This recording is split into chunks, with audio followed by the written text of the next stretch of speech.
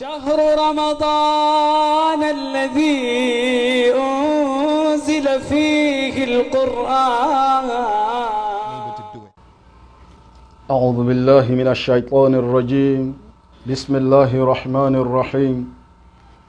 الحمد لله ثم الصلاة والسلام على رسول الله وعلى آله وصحبه أجمعين وبعد. أدعوكم ولنغبا الله ọba tí ó tó jí wá sí orílẹ̀ aláyé a ń bẹ pẹ̀lú àlàáfíà ara bákan náà ń bẹ pẹ̀lú ìrójúráyè àwọn sẹ́sẹ̀ mi lórí tí Ọlọ́run bá fẹ́ tọ́lọ́run bá yọ́nú sí jù tí ẹ̀dá máa ń sáyé lé lórí òun náà ni alali islami wa sunna kí èèyàn máa sáyé lórúkọ pé mo jẹ́ mùsùlùmí fún Ọlọ́run kó máa wá jẹ́ ní ìlànà tí annabi sallallahu alaihi wasallam tí gbogbo ẹni tí ó máa ló ń ṣe islam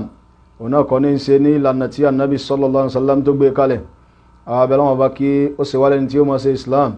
tí ó tún máa wá ṣe gẹ́gẹ́ bí Ọlọ́run bá ṣe gbé kalẹ̀ fún Nabi sallallahu alaihi wasallam eléyìí náà ni a fi rí rẹ̀ pé a jẹ́ mùsùlùmí níwájú Ọlọ́run gbogbo ìyànjú wa náà kọlọ́n kó mọ́ dálù wa láyà lẹ́ni a tún máa tẹ̀síwájú bí isnillah wa hawlihi wa quwwatihi pẹ̀lú yọ̀ǹda Ọlọ́run àti agbára níbi tí aroko ti sí ibẹ̀ náà ni a ti gbé gẹ́gẹ́ bí ọ̀rọ̀ bàbá wa nílẹ̀ Yorùbá agbègbè bí tí a wà òun náà ni àyà tí Ọlọ́run bá ti ń sàlàyé ìran nǹkan tí ó máa ń ba àwẹ̀ jẹ́ fún wa ona ni aya suratul Baqarah Quran chapter 2 verse 187 yìí tí a tó débi pé àwọn kan tí ó máa ń ba àwẹ̀ jẹ́ ìran méjì náà ni ìran àkọ́kọ́ nínú ẹ̀ òun náà ni tí ó bá àwẹ̀ jẹ́ tí ó wá sọ jìmá àti ó sọ akafárọ́ kí a san fáìn yóò sọ di ọ̀ranyàn lé ní lórí eléyìí sì pé méjì nǹkan ẹyọ kan náà ni òun náà ni aljima'u kí èèyàn ó bá obìnrin ẹni ní àṣepọ̀ ìta ti sọ ìdájọ́ tí ó dé àti àwọn àkíyèsí kọ̀ọ̀kan tí a ní lórí ẹ̀rí tó mú ìdájọ́ ní wá fún wa rí lakin idha a'zara aljami'u wa lam yastati'u al-kaffara fa innaha muta'alliqatun bi dhimmatihi li hin al-yasar wa hadha alladhi ayyadahu Abul Abbas shaykhuna shaykhul islam ibn Taymiyyah rahmatullahi alayhi wa rajjahahu ibn Daqiq al-Aidi ash-Shafi'i rahmatullahi alayhi bal huwa madhhabu Malik wa Abi Hanifata Nu'man ibn Thabit kolon ko bá ní fọ́nù kẹ́ gbogbo wọn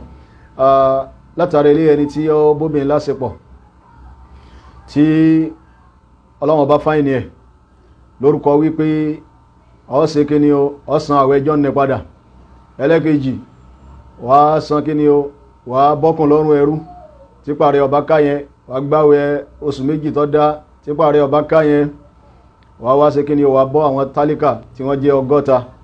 tí parí ọba tún wá káyẹn náà nǹkan kí ni kó ṣe ilé ní tí orí rẹ̀ láti bẹ̀rẹ̀ lé níbi ithnillah tabaraka wa ta'ala àwọn afá ní tí parí ọba wá ká ń kọ́ fa innaha muta'alliqatun bi dhimmati gbèsè ń bẹ lọ́rùn rẹ̀ gbèsè tó jẹ́ Ọlọ́run yẹn ó wà lọ́rùn ẹ̀rí li hin al-yasar dìgbà tí yóò fi rọ̀ lọ́rùn láti san gbèsè ni yóò mú kanu mẹ́tẹ̀ẹ̀ta tí a ti sọ̀rọ̀ lórí ẹ̀ síwájú fún wa ilé náà ni ikhtiyaru shaykhul islam الإمام ابن تيمية رحمة الله عليه ورجحه ابن دقيق العيدي بل هو مذهب الإمام مالك وأبي حنيفة رحمة الله على الجميع قالون كيوباني فونكيوبو أوافاوي لينا إن كان لك جنونتي ومن با وجه هنا ننتصبي ما يوجب الصوم أو ما يبطل الصوم ويفسده وينقضه ولا يوجب إلا القضاء in tí ma ń bá àwẹ̀ jẹ́ tó yẹ pé tó bá bá jẹ́ tán yóò ṣe kí ni yóò sọ kí a dá ọjọ́ yẹn ní ká dá padà ṣùgbọ́n kò ní fún wa ní extra fine kò ní jìyà kan tó tún wà special tí yóò ma tẹ̀lé yẹn wá rí eléyìí òun náà ò pé méjì tó bá kọjá àwọn nǹkan míì tó bá ti yàtọ̀ sí kí ni àwọn nǹkan tó bá ti yàtọ̀ sí kábóbi ẹni láṣepọ̀ anything tí bá ń bá àwẹ̀ jẹ́ tó bá ti yàtọ̀ sí kí abóbi ẹni láṣepọ̀ tí a bá ṣe tó bá bá àwẹ̀ jẹ́ a dá ọjọ́ ní padà gẹ́gẹ́ bí Kùránì ṣe máa ń béèrè lọ́wọ́ wa rí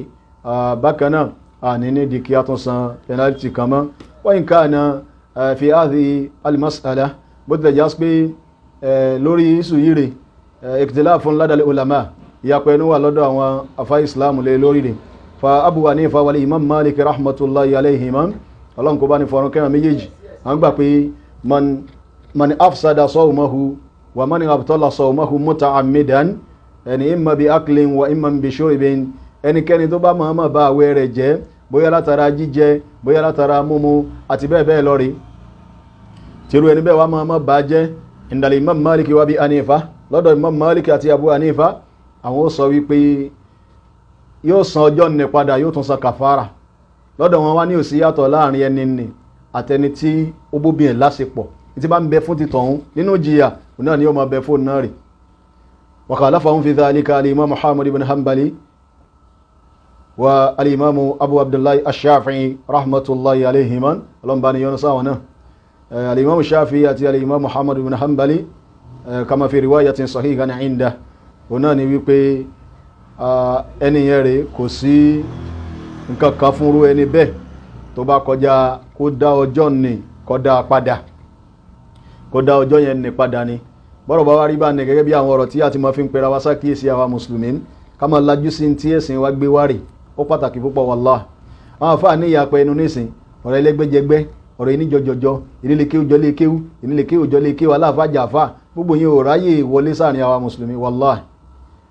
débi tá a bá sọ pé ẹni báyìí ni mo support ní tèmi mú nìyẹn àìsí ìfìfẹ́ ní mú stáǹdì lérí ọ̀rọ̀ ẹ̀sìn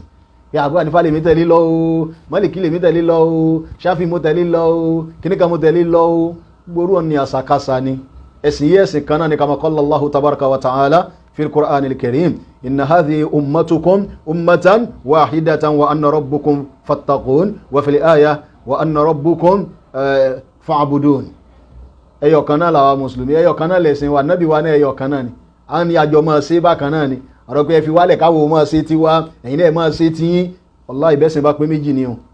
àwọn Nasara ń ṣe ti wọn nísìn àwọn mùsùlùmí náà ń ṣe ti wá ẹ̀jà sọ́pọ̀ pọ̀lọpọ̀ àwọn mùsùlùmí nìkan láàmà sàdúwà gẹ́rù magdobi alayhim waladdallina nígbà bí 17 times in a day tàdúwà gbàlẹ̀ kan fún wa ríre gbogbo sí Nasara náà láti tún kó mọ́ra rẹ̀ so látàrí ilé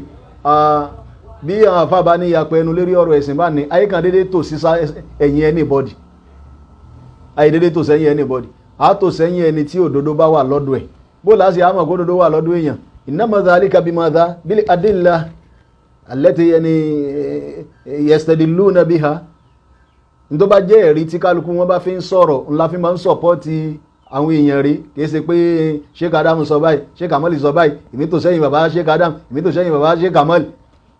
ọ̀rọ̀ àìmọ̀kan nìyẹn so tẹ́nìkan náà méjèèjì bá sọ tó yàtọ̀ síra wọn rí àwòta lè rí support inú méjèèjì láfi àtò sẹ́yìn wọn ó ṣe káwà mùsùlùmí máa ṣe nù à ní ẹlẹ́gbẹ́jẹgbẹ́ kan ní jọjọjọ kan torí ẹ̀ ní tó ló ń bí lọ́ngì sí wa rí tí ẹ̀rí ò bá support ẹ̀ à ní support ẹ̀ náà ẹni tí yóò sì ló ń bí lọ́ngì sí wa rí tẹ́rí bá support ẹ̀ òun náà là á support ẹ̀ àṣírí pàwà mùsùlùmí nǹkan kan náà ni wá nìyẹn torí ẹ̀ látàrí ilé al-Imam Shafi'i wal-Imam Muhammad ibn Hanbali àwọn gbà pé no wọ́n ṣe kí ni o kọ̀dọ́wù ni àwọn ènìyàn ó ṣe kí sì ló fà òun náà ni pé ààrẹ rí fún pé béèyàn bá máa mọ̀ jẹ tó bá máa mọ̀ mú wípé kó ṣe kí ni o kó ṣe kàfàrà ààrí ẹ̀rí fún látọ̀dọ̀ Ànábì sallallahu alaihi wasallam ẹ̀yin náà sì mọ̀ wípé ìjọsìn àwọn èèyàn rí ó pàtàkì púpọ̀ lọ́dọ̀ Ọlọ́run ẹ̀dá kan ò gbọ́dọ̀ lánú pa wípé ìjọsìn rẹ ti bàjẹ́ ẹnìkan ò tó bẹ́ẹ̀ láti sọ yẹn láì fi sọ pé lágbájá ọmọ náà ni torí pé gbogbo decision nìrí Ọlọ́run ò fi sọ́wọ́ anybody tó bá kọjá Ọlọ́run nìkan àtúnfà nábì tó ránṣẹ́ òun sì sí láàrin wa mọ́lẹ̀ ni so kéèyàn kan tó lè máa sọ pé jọsìn èèyàn kan bàjẹ́ ń láti já pé ń sọ̀rọ̀ ń behalf Ọlọ́run àbó ń sọ̀rọ̀ ń behalf Ànábì sallallahu alaihi wasallam so láì fi sọ pé nǹkan báyìí bá àwẹ̀ jẹ́ nǹkan báyìí bá àrùn jẹ́ nǹkan báyìí bá kinní kan jẹ́ àfi kárí proof imma fil kitabi wa imma fi sunnati wa imma fil ijma' nínú kó ṣe wípé tọ́ arẹ́rí rẹ̀ nínú Kùránì ó bá jẹ́ lóòótọ́ àbá rẹ̀ rí ẹnu súnà nábì ìtọ́rọ̀ ń bọ̀ lórí ẹ̀ tó bá dọjọ́ wájú insha Allah torí pé súnà ní òun náà ló gun ọ̀pọ̀lọpọ̀ àwọn èèyàn lénìí tí wàá mùsùlùmí Ọlọ́run máa jára padà sí ibù a máa ṣẹ̀ṣẹ̀ mí ayé wa rèé àti máa gbóhùn súnà rẹ̀ yóò sì máa rún wá nínú yóò máa rún wá létí pé ní tí ọ̀dànù Ọlọ́run má jẹ́rú àìsàn bẹ́ẹ̀ kó rọ́ọ̀lù wá rè wallahi ó burú ju kòrónà tí ń bẹ́ ń ta yìí lọ wọ́n máa kó tipa nábì sọ inú ó sì máa bẹ́ lómi láti inú wá a máa dàbí kó dìmọ̀ transformer àbí kó rí bọ́ lórí Tọ́mílán bridge ẹ̀sìn sọ Muhammadun Rasulullah Ọlọ́run kó sọ wá ń bẹ́ o so àìdédé sọpọ́tì èèyàn kan rí tí àfibi tí ẹ̀rí bá lọ rìn àìsí gbà pé jọsìn èèyàn kan bàjẹ́ àfi tí ẹ̀rí bá lọ rìn so ẹni tó lè sọ pé jọsìn èèyàn bàjẹ́ òun náà lọ́lọ́run àtòjíṣẹ́ so tí wọn bá sọ̀rọ̀ lé lórí rẹ̀ àwọn àfóyà tó ń wo pétọ̀ sí panupọ̀ wà lórí ẹ̀ pétọ̀ ok torí àwọn mùsùlùmí yìí panupọ̀ lórí nǹkan kan kó wá jẹ́ fàbú kó wá jẹ́rọ́ especially àwọn tí ẹnu wọn tọrọ nínú ẹ̀sìn àtọ̀ sáwọn tó yẹ pé ajíṣe bí àfá là ń rí àgùn òtá àfáàrì akọlọ́kàn pọ̀ jù kọ́lọ́n kọ́ sànù wa rè kálukú ó sì mọ wọn rẹ̀ kéde ẹsẹ̀ lásìkò tá mbẹ́mbẹ́ tí àwọn kan tá a fi ń sayé lásìkò yìí tó ti wá sí kálukú sáyé kálukú kan mọ dún bó ṣe wù tí kálukú mọ dárakára Allahumma bá Allahu azza wa jalla kó mọ̀ sí wálé ní àánú mimma yubtilu as-sawmu wa yufsiduhu wa yujibu al-qadahu faqada al-aklu wa shurb wa inú àwọn kan tí ma ń bá àwẹ̀ jẹ́ fún ẹ̀dá tó yẹ pé tó bá bàjẹ́ gbèsè ìjọ yẹn nìkan làákàn san òun náà ní ká jẹ òun náà ní ká mu ẹ̀rì ọwọ́ ìdíkálù ta'ami wa sharabi an tariqil fam sawan kana ta'amu mimma yanfa'uhu ka al-lahmi wal ma' òun náà ní kéèyàn fi nǹkan sí ọ̀nà fún ẹ̀ nínú nǹkan mímu ni àbí nǹkan jíjẹ nǹkan tá a wá sọ yóò lè jẹun tó ṣe àǹfààní bí ẹran jíjẹ àbómi mímu aw mimma yadurruhu kat-turabi was-summi wa madha wad-dam àbí nǹkan tí ò tiẹ̀ ṣàǹfààní tó lè kó nira báyàn sósà ti wọnú ọ̀nà fún rẹ gẹ́gẹ́ bí kéèyàn ó bú yẹpẹ jẹ àbí kéèyàn ó mu poison rè kéèyàn mu gamale 20 àbómo kíni o àbómo snipari ẹ̀rí àbí èèyàn mu ẹ̀jẹ̀ gba nǹkan yẹn tí ọ̀dà tó lè kó báyàn tó lè ṣe ara ní tó lè kó nira bára ni ṣùgbọ́n síbẹ̀ bí wá ti dọ́nà fún rẹ ó ti bà àwẹ̀ ti bàjẹ́ náà nù famata adkala as-sahim fi bal'umihi dhakiran wa amidan faqad aftara ni aftara sawmahu wa afsada gbogbo gbàkígbà tí èyàn bá ti mú sọ́nà fún ẹ̀ bóyá nǹkan kan tí èyàn jẹ tí sara láǹfààní àbí tí èyàn jẹ tí kò ní bára wa tó bá ti wọnú ọ̀nà fún ó ti ba àwẹ̀ yẹn jẹ́ náà nìyẹn bódá ti wá rí ẹ̀rí pé nǹkan tí ó bá wọlé sọ́hun ó bá wẹ̀ jẹ́ òun náà nínú ọ̀rọ̀ Ọlọ́run ọba Allahu tabaraka wa ta'ala yẹnu suratu al-Baqarah aya tí a ń tú lọ tí a wà lórí ẹ̀ta àti ìtútàn náà ni òun náà ni aya ti 187 tọ́lọ̀ ní wakulu washrabu hatta yatabayyana lakum al-khaytu al-abyadu min al-khaytu al-aswadi min al-fajr thumma atimu as-siyama ila al-layl Ọlọ́run ní ẹ lè máa wá jẹ láti alẹ́ ẹ máa mu láti alẹ́ àrẹ náà ni ẹ máa bóbìnrin yín lásìpọ̀ Ọlọ́run ti sọ yẹn lókè aya yẹn rí hatta yatabayyana lakum al-khaytu al-abyadu min al-khaytu al-aswadi min al-fajr títí tí ẹ fi mọ ìyàtọ̀ láàrin alfajari àti òru tẹ́ ń bá bọ̀ wá ẹ̀rí tí yẹn bá ti ṣẹlẹ̀ bẹ́ẹ̀ Ọlọ́run ní ẹ bẹ̀rẹ̀ àwẹ̀ náà thumma atimu as-siyama ila al-layl ẹ wá bá àwẹ̀ yín ẹ bá di òru rẹ̀ ẹ̀rí ẹ wá bá àwẹ̀ yín ẹ bá di òru eléyìí òun náà ló ń tọ́ka fún wa wípé al-aklu wash-shurb ìmá jẹ́ ìmá mú rẹ̀ ó máa ń ba àwẹ̀ jẹ́ bákan náà ẹni tí ó bá lọ serú ẹ̀ òun náà athima li ta'ammudi ma'siyatillah litaamudi ma'asiyatillah irú ẹni bẹ́ẹ̀ sẹlọ́m bí yẹn bá mọ̀ já àwẹ̀ tí ó ṣe pé nǹkan kan ṣẹlẹ̀ sí rẹ̀ títí ń gbà bọ̀ tẹ́lẹ̀ ó sẹlọ́m ẹ̀rì bákan náà wa yulsimuhu at-tawbah ọ̀ràn yẹn ni kó túbá lọ́dọ̀ Ọlọ́run fún tó ṣe tí ọ̀dá yẹn wa alayhi qadahu dhalika al-yawm ó tún wá jọ́ràn yẹn fún kó san ọjọ́ yẹn padà rí amma in kana aw in akala aw shariba nasiyan fala shay'a alayhi ṣùgbọ́n tó bá yẹ kó bá gbàgbé ló jẹ ó gbàgbé ló fi nǹkan sọ́nà fún ló múre kò ní àwẹ̀ kan tí ó dá padà mọ́ bí ti wù kọ́ mọ́ ìyẹn sì máa ń sábà ṣẹlẹ̀ nígbàtí Ramadan bá ṣẹ̀ṣẹ̀ bẹ̀rẹ̀ tí ò bá ti ìdípò di bí 5 ó di bí 6 ó di bí 7 tí ó ti mọ́ wá mọ́ra bọ́ọ̀rì ọ̀pọ̀lọpọ̀ ní sàlàyé mọ́ fi nǹkan sẹ́nu lójijì kan tó máa sọ pé Aláàjì Sàkáríyà o ẹ mọ̀ ń gbàwẹ̀ wọn rántí yóò bá tú yóò sanú ẹnu ẹ̀rì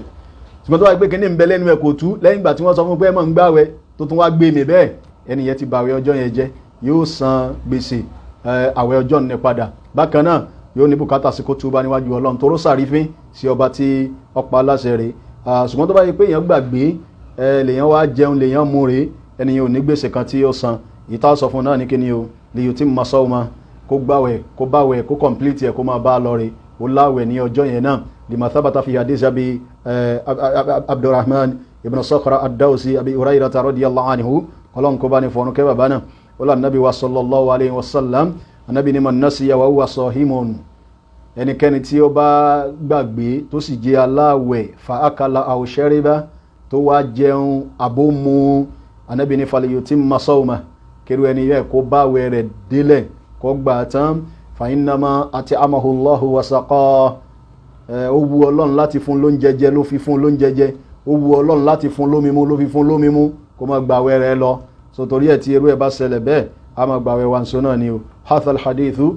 kharrajahu al-imam al-bukhari wa muslim wa abu dawud wa tirmidhi wa ibn majah. wa hadha al-hukmu ayyuha al-ikhwa wal akhawat barakallahu fikum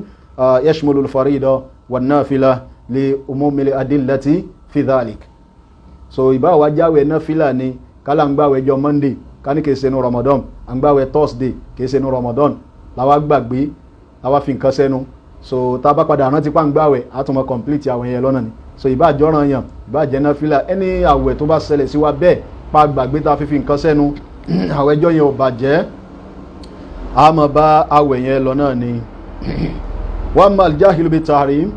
gẹ́gẹ́ bá yìí sọ fún wa nípa ẹni tí ó bóbi yẹn lásìpọ̀ lẹ́ẹ̀kan àbí ní àná nípa ẹni tó bóbi yẹn lásìpọ̀ ẹ̀rí tó bá jẹ́ aláìmọ̀kan lẹni tó mọ̀ọ́mọ̀ jẹun náà òun ò mọ̀ pé ká jẹun ọba àwẹ̀ jẹ́ wọ́n ní fa in kana ba'ida an biladil islam aw kana qariba ahadin bil islam àbẹ́yàn tó yẹ pé ká sọ pé ń gbébi tó jìnà bá ṣe wí fún wa nì lẹ́ni tó bá ń gbébi tó jìnà sínú ibi tí àwọn èèyàn wà rí inú fíléjì tó jìnà tẹ́fẹ́tẹ́fẹ́ àwọn àdájọ́ ẹ̀sìn ó lè mọ́ yé wọn bó ṣe ń ṣẹlẹ̀ láwùjọ tiwa náà lé ní ẹ bá rí ìrun àwọn ará oko rèé fíkíwò ní hàn ń bẹ̀ lọ títí àgbọ́yé súnnà ń sí ọlọ́run ní hàn ń bẹ̀ lọ títí àti bẹ́ẹ̀ bẹ́ẹ̀ lọ rí so ó lè àfẹ́tì àwọn nǹkan míì náà lérí ọ̀rọ̀ alámọ̀rí ayé wọn rí àti ẹ̀sìn wọn so látàrí eléyìí àbí kó ṣe pẹ́ ní ìyẹn rèé ó ṣẹ̀ṣẹ̀ gbà sílámù náà ni excuse pé ìbáná náà ni mo jẹ́ mùsùlùmí Ramadan sì bẹ̀rẹ̀ lé ní ẹ̀dàkùn sí yẹn tó ní excuse láti má fi gbàwẹ̀ no ó bẹ̀rẹ̀ sí ní gbàwẹ̀ náà ni níjọ́ tó ti gbà sílámù náà ni ó ti kọ́ lálùwàlá tí ó ti mọ ṣe tí ó ti mọ kírun yóò ti mọ bá lọ rí báwẹ̀ bá wá jẹ́jọ́ kejì ìjọ yẹn náà ni ó ti bẹ̀rẹ̀ àwẹ̀ ó wá bẹ̀rẹ̀ àwẹ̀ níjọ́ kejì kò mọ alúdí àpàdé ọ̀rọ̀ ẹ̀sìn yìí rè ẹ̀rí bóyá kò gbọ́dájọ́ rẹ̀ yìí ló bá wò pé inú ńlọrun rè ló bá jẹun ẹ̀rí àbómu ló bá lóhun tó ń bá àwẹ̀ lọ tó rè ẹ̀rí báyìí jama irú yẹn kí ńlá ló ṣẹlẹ̀ sí àwọn àfọwọ́ sọ wípé fahuwa ma'thurun wala shay'a alayhi irú ẹni bẹ́ẹ̀ ní excuse kò sí àwẹ̀ kan tí ó dá padà mọ́ rè ọmọ in kana mukhalitan lil muslimina bihaythu la yakfa tahrimuhu batala sawmuhu wa wajaba alayhi al-qada. ṣùgbọ́n tó bá yẹ pé ẹni tó mísì máa mùsùlùmí ni fisiniti ibi tó wà àdúgbò tó wà ibi tí ó ti mọ pé àwọn mùsùlùmí ni wọ́n jọ ń gbé papọ̀ ládùúgbò rẹ̀ irú ẹni bẹ́ẹ̀ tí ó bá ṣẹlẹ̀ sí bẹ́ẹ̀ tí ìdájọ́ tó de ká jẹun ní ọ̀sán Ramadan ká mú lọ́sàn Ramadan tó de wípé bá wẹ̀ jẹ́rìí wọ́n á ní kò yẹ kí ó má mọ̀ yẹn torí pé àwọn tó ń bá gbé tọ́jọ́ ń gbàdúgbò àwọn ọmọ ìyá rẹ̀ tí wọ́n jẹ́ mùsùlùmí pọ̀ bó wọn bá mọ àwọn kan mọ̀ eléyìí yóò jẹ́ kí àwẹ̀ rẹ̀ kó bàjẹ́ yóò sì mọ jọ́ràn yẹn fún kírú ẹni bẹ́ẹ̀ kó ṣe kíni o kó san gbèsè àwẹ̀ yẹn padà. lẹ́yìn náà ó ní wípé mani akala ẹnikẹ́ni tí ó wá jẹun ìsúnmí tó nìyẹn àwòṣẹ́rìbá àbúbá ti ẹ̀mú dhanna ghuruba ash-shams lérò ń gbà wípé òòrùn ti wọ̀ rí ẹ̀rí àwọn adamu tulu'il fajri àbálùfájàrí ò tí yọ thumma tabayyana lahu al-halu khilafa dhalik lẹ́yìn ẹni in tí ó rò ní opposite ìdàkejì ẹ̀ ló wá ṣẹlẹ̀ sí olóòrùn ti wọ̀ nígbàtá ìdíjú tá ìyá òòrùn ò bá wọ̀ mọ́ òòrùn bá tún yọ síta ó sì ti jẹun ó ti mú irú yẹn ló ṣẹlẹ̀ sí wọn fi ardil kinana fi Ramadan hadha al-am ani bi dhalika ardu Sudan irú yẹn ló ṣẹlẹ̀ sí wọn ní Ramadan ọdún ní yẹn ní ìlú Sudan kọlọ́n kí ó bá ní dáàbò bòlú náà àti gbogbo ìlú wa mùsùlùmí lápapọ̀ jọ Monday abẹ̀rẹ̀ àwẹ̀ níjọ Friday àgbà Saturday àgbà Sunday àwẹ̀ tí wọ́n gbà níjọ Monday rẹ̀ ó ṣẹlẹ̀ bẹ́ẹ̀ sí wọn rí torí pé lọ́dọ̀ tí wọ́n lọ́hùn yìí tí wọ́n bá sábà náà bàbá náà bá sábà nílẹ̀ yìí pé kán pèrún náà ká tó sínú ìrun pípè náà fi máa ń sínú àyè tí ẹ dúró de pé sórun wà bí ó wọ̀ tán bá láti pèrún nígbà sì ti mọ̀ pé wọ́n àzínú ò ní pèrún àfi kórun wọ̀ ṣùgbọ́n a sọ fún wa nípìnlẹ̀ ọ̀rọ̀ náà àwọn ọ̀rọ̀ tá a ti sọ síwájú pé al-mu'adhdhin qad yukhti mu'adhdhin lè ṣe mistake irú ẹ̀ ló wá ṣẹlẹ̀ ní Sudan lọ́dún ni tán bá sì fẹ́ pèrún lọ́hùn rè bá sì ń lo rédíò ni wọ́n máa lo tẹlifíṣàn wọn dẹ̀rẹ̀ national station wọn ló máa gbé ìrun pípè nire so bẹ́ẹ̀ nìkan ṣe lọ tẹkin nínú tó pèrún sáwọn èèyàn létí nìyẹn ẹ̀rí tẹ́yìn rò bóòrùn ti wọ ni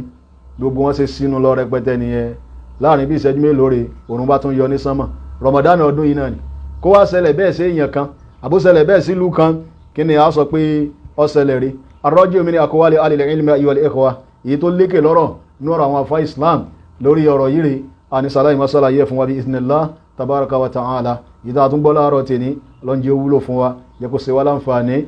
fi dunya wal akhirah wa sallallahu wa sallama ala nabiyyina muhammadin wa alihi wa ala alihi wa sahbihi ajma'in.